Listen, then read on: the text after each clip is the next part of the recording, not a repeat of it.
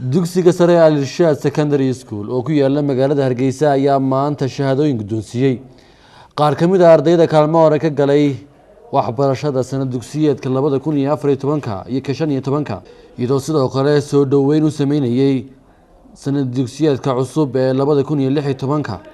kasako abaalmarinta iyo furitaanka sanad dugsiyeedka waxa uu helinayay dhagax dhiga dhismayaal cusub oo lagu soo kordhiyay dugsiyada sare ee Al-Irshaad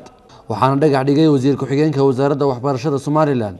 munaasabadan oo ka dhacday xarunta dugsiga sare ee Al-Irshaad waxaa ka soo qayb galay mas'uuliyiin ka socotay wasaaradda waxbarashada ganacsato aqoon-yahan waalidiin maamulka sare dugsiyada Al-Irshaad iyo arday tiro badan ugu horeyn waxaa munaasabadaasi ka hadlay maamulaha Al-Irshaad Secondary School iyo maamulka xisaabaadka ee dugsiga Al-Irshaad sumcadan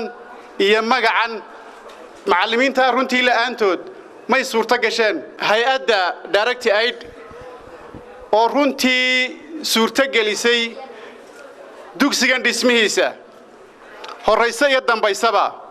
aad iyo aad baan ugu mahadnaqayaa maanta waxaan u dabaaldegaynaa ama munaasabadan ay daaran tahay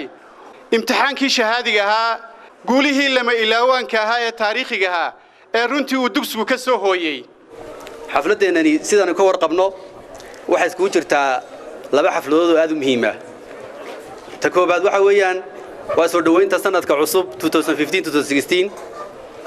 iyo abaalmarinta ardaydii kaalmaha koobaad ka gashay sanadii dhamaatay 2014-2015 saasoo kale waxa maanta iyaduna wax aad u muhiim ah oo guulaha waaweyn ee maanta Irshaad gaadhay kamid ah in la noo dhagax dhigayo qayb cusub sidii caadadu ay ahayd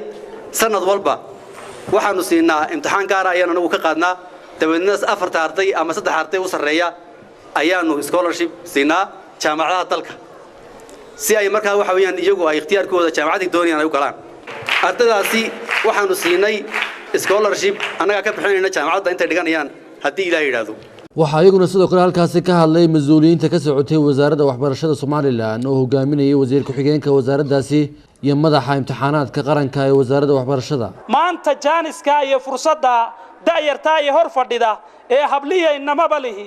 iyaga jaaniska gacanta ku haya jaaniska hadaad lumisiin wax badan baa idin ka lumaya guul baan idin rajaynayaa hambalya baan idin leeyahay ardayda kaalmaha galay iyo guud ahaan ardayda dugsigan fadhida intaas kadib waxaa shahaadooyin lagu guddoonsiiyay ardaydii kaalmo hore ka galay